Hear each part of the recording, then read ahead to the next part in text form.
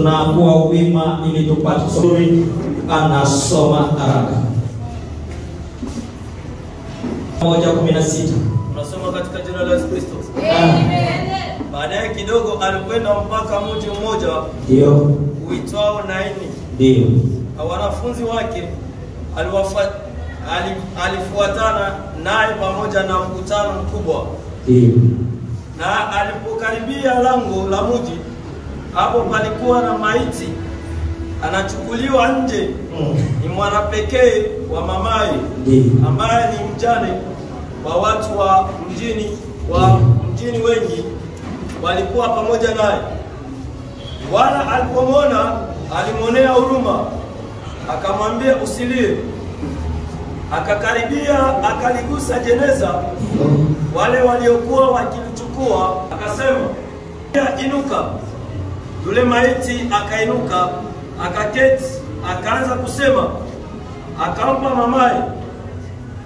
Hofu ikawashika wote, wakamtukuza Mungu wakisema, nabii mkuu ametokea kwetu, na Mungu amewaangalia watu wake. Amen.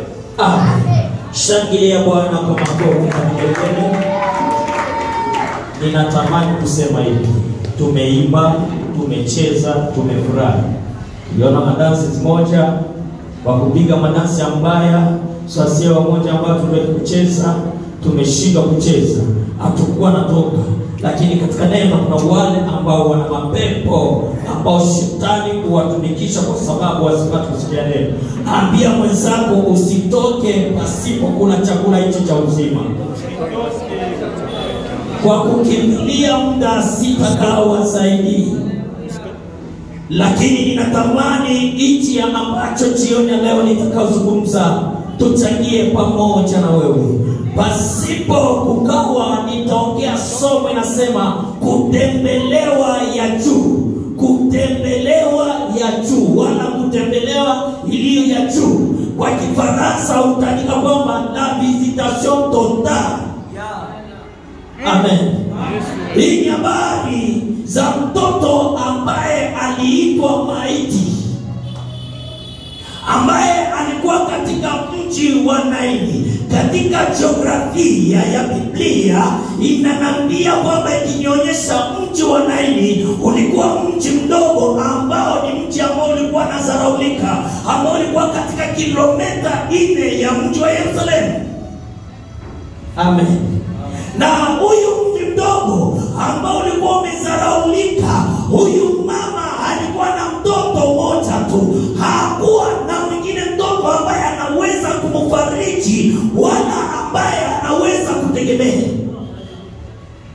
Ule mtoto ambaye anaweza kumfariji, Biblia inasema kwamba akafa. Alipokufa, watu inawezekana wamesema kwamba huyu mtoto ambao umejivunia wa pekee ni mtoto ambaye akileta mafanikio, lakini kwa sasa ameangamia. Tutaona wapi ambapo utakapofanikiwa katika maisha ya dunia. Kuna watu ambao wanatamani kuangamizwa kwa wengine watu. Kuna watu ambao wanatamani kutokuendelea wengine watu. Lakini somo langu la leo ni kutembelea juu. Kutembelewa ya juu. Kutembelewa ya juu maana yake ni kutembelewa ya juu maana yake ni mapatano ya mwanadamu na Mungu, ambaye anaishi katika shida wala katika ziki, anaelewana na Mungu ili Mungu. Amen. Sijui kama Bwana anafuata vizuri. Ambaye anaelewana na Mungu ili matatizo yake yapate kujibiwa. Mtoto wa pekee ambaye alikuwa akijitumainiwa na mama. Nikienda kwa njia nyingine, huyu mama ni picha ya kanisa. Amen. Na huyu mtoto ambaye ameangamia, ambaye amefariki, ni Mkristo ambaye anaishi katika kanisa. Lakini ikawa anaishi katika kanisa, kuna maendeleo ambayo haiendelei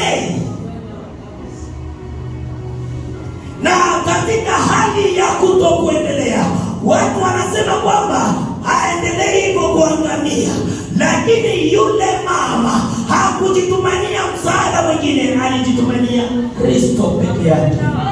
Mama uliye mahali hapa, kuna vitu ambavyo vimeharibika, kuna vitu ambavyo haviendelei, na watu wanasema kwamba kutokuendelea kwako wanafurahi zaidi. Somo letu ukaselewa zaidi. Sasa kama tunatakiwa kutembelewa zaidi, tunatakiwa tufanye nini? Uliza mwenzako, ili tutembelewe na Mungu tunatakiwa tufanye nini? Tingiza tu mwenzako. Ili tutembelewe na Mungu tunatakiwa kufanya nini? Nitaenda haraka. Andika pale funguo 4 wala funguo za kutembelewa na Mungu. Andika tu funguo za kutembelewa na Mungu, ili Mungu apate kutembelea. Funguo ya kwanza ni maombi. Ndio. Amen. Amen. Utaandika pale Wathesalonike ya kwanza 5:17. Amen. Kanisa la Thesalonike panazidi kuendelea siku. Ningeenda katika misingi ya teolojia, lakini watu wengi wanaanza sema baisha kaanguka bali. Amen. La Thesalonika wanajaa ziki na matatizo, lakini wakati Paulo anawaambia kanisa la Thesalonika aseme musikose kuomba, ombeni pasipo kukoma, ili Mungu apate kututembelea. Funguo ya kwanza Mungu kututembelea ni kuishi hali ya maombi. Maombi inafungua kila milango ambayo iliyofungwa. Maombi inainua kila heshima iliyopotea. Maombi inafanya kukutangaza uonekane mahali usipoonekana. Maombi. Alama funguo ya pili ya Mungu kututembelea, kuishi imani. Hakuna kitu kinachotendeka pasipo kuwa imani. Ambia mwenzako kuwa na imani ili Mungu atutembelee. Kuwa na imani. Imani. Utaandika pale katika kitabu cha Marko sura yake ya 5:25, mstari wake 25 hadi 33 na Luka 33. Nisome tu 33 kwa haraka. Marko 5:33. Soma haraka. Imani. 5:33 tunasoma katika jina la Yesu Kristo. Amen. Biblia inaonyesha kwamba aseme na mali na vitu vyote akauza. Kiswahili cha Kikongomani natuambia kwamba na kila kitu akauzisha, lakini msaada haukupatikana. Mungu akubariki.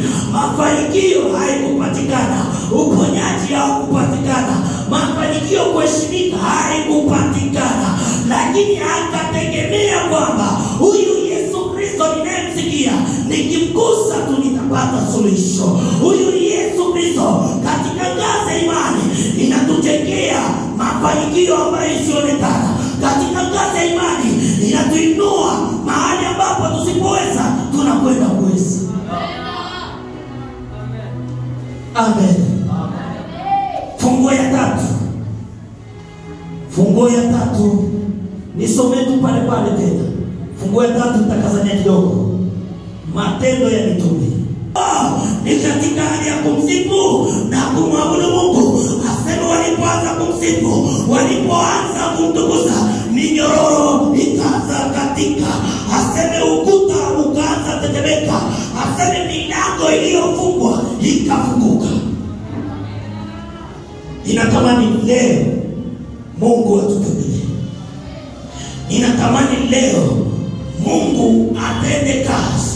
Ninatamani leo kile kisichowezekana kipate kuwezekana mahali hapa. Amen. Paulo na Sila wanafungwa, wako katika gereza. anapokuwa katika gereza, kule ambapo wako Unapitia usomi. Nasema Daudi akamwambia. Usiogope. Daudi anakuwa mfalme. Wakati Daudi anakuwa mfalme, anaangalia yule aliyemtendea mema. Amen. Simama kwanza ndio asante. Amen. Huyu ni Sauli. Mimi ni Daudi. Amen. Hapana Sauli, simama wewe. Mimi ni Daudi. Huyu ni Sauli na huyu ni Jonathan. Huyu Sauli ananitafuta, ananifariji kwamba nimpigie muziki, kwamba muziki ule unaweza kumponya. Nimesema kwamba kuna mtu ambaye anaweza tamani kumtendea mbaya, kumbe ndipo wakati Mungu anamtendea zaidi. Huyu Sauli anakuja kunitafuta, anaanza kunitafuta ili aniue. Lakini baada ya kunitafuta ili aniue, Mungu ananitendea. Ananitendea kupitia nani? Mtoto wake Jonathan. Amen. Amen. Huyu Jonathan anaambia nabii Jeremia, toka kwa sababu baba asubuhi iko na mpangilio ya kuja kukuua. Amen. Ukae chini. Amtabitumia bishop. Nakamata, natoka, sijakuwa mfalme. Hakuna hata mmoja wa familia ya Sauli ilitendea mema. Jonathan naye ameshafariki. Ya Mungu unayemwabudu mahali hapa, na kwa ajili ya waandalizi ya mkutano walioandaa mkutano, ninatamani yote aliyefika mahali hapa, ili Mungu apate kututembelea leo zaidi, tufanye wema wa Mungu.